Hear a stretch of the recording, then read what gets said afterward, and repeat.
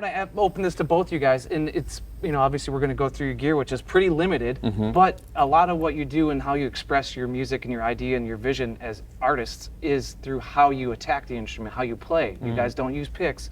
So how did you develop your styles? Because obviously it's important because you guys work together, but then there's also parts where one is accompanying the other and then the other one's leading the other. So how has your styles as players both progressed individually, but also as Hermanos Gutiérrez?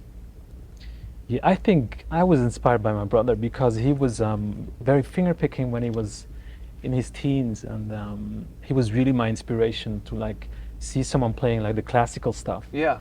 And so I always knew that if I'm gonna play the guitar, I'm not gonna use like a finger picking. How do you call it? Like a guitar pick? A yeah, plectrum? pick, Yeah. Pick. So I don't know, man. It's just like I love to be in touch with the materials. It shouldn't be something in between. Yeah. So that's how I maybe got to my style. I don't know, and I really try to use a lot of my fist bump. Yeah. Do you mind showing us a little bit? Well, yeah. Like this clap. Yeah. I don't know how I get it.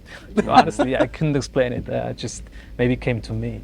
Yeah, it's such a I don't want to say unique because a lot of people are percussive players, but it does give your guys' music an illusion of a drummer or a bass player or a rhythm section. And that is so pertinent to what you guys have created in your sound. What about you and how you've developed? I mean, as he told you, I started to play the classical nylon guitar, the Argentinian folk music. It's called milonga, so it's all finger picking, and yeah, I always did that. And then I added I'm a huge salsa lover, so I love the bass of the salsa. So I tried to play like percussion, like slapping and finger picking and bass, all of this at the same time. So a lot of people ask me if I slap with the rings, but I just hit it with the thumb, with the finger. So for example, I do.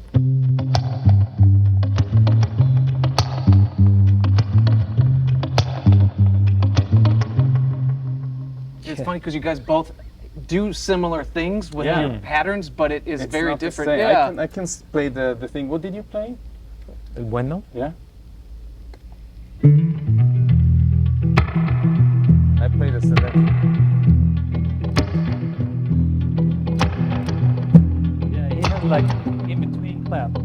I don't know. He just adds another layer to it, and he has a strong bass presence. Yeah, that's his salsa thing. Like he comes from salsa, and I'm glad he's doing that.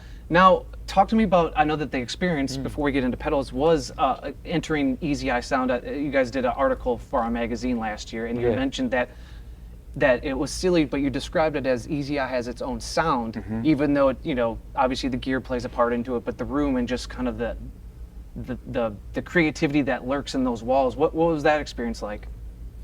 I think it was just a magical experience to connect with Dan on a equal level, like on a human level, and just in that space, in that Easy Eye studio, like just the whole gear, and it was so special. You feel like so comfortable in it. There's no pressure. It's really about creating something beautiful and with the heart. And I remember the first 20 minutes, like it was especially because it was about that vibrato sound, and my brother was playing the melody that we're playing for El Bueno Y El Malo, and Dan was like adjusting the amp, and he was like adding the pitching, and it sounded so cool. So we knew like, all right, this is gonna be great because we all talk the same language, even though we were not communicating that much. It was just like, okay, this is a match. So I think the first 20 minutes, they just set the whole mood for the whole record. Nice. Yeah. And what really impressed me was that Dan is not looking for perfection. He's looking for the real music, Sometimes you can hear like a chair was cracking, or you can hear some footsteps. Yeah. He wanted to have that on the record, and I also love that. Like the imperfection is like the thing that really, has our attention.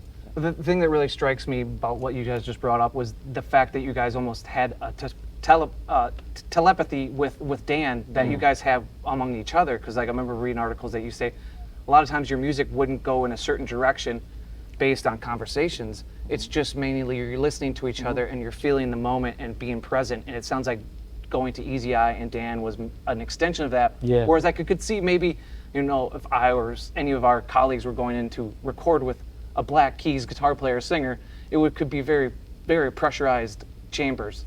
So Yeah. it sounds like it was actually liberating. Oh yeah, in so many ways. It was, like I said, we never felt the pressure of trying to perform or like even to deliver. It was just really about being there in that moment and enjoying it, like being present. Yeah. Yeah. Yeah. You could feel that Dan was also excited to meet us, you know. It was like everybody was excited of what we're gonna create in the 2 weeks that we were in Nashville. And yeah, it was simply so cool, and to get to know the whole Easy Eye sound family, it's really cool. Yeah, and it looks like you guys have a couple souvenirs from Dan Johnson, who's Yeah. the house tech there at Easy Eye. And you found some of our finest cuisine at Mas Tacos. So yeah, it all It's like works. hometown here. Yeah.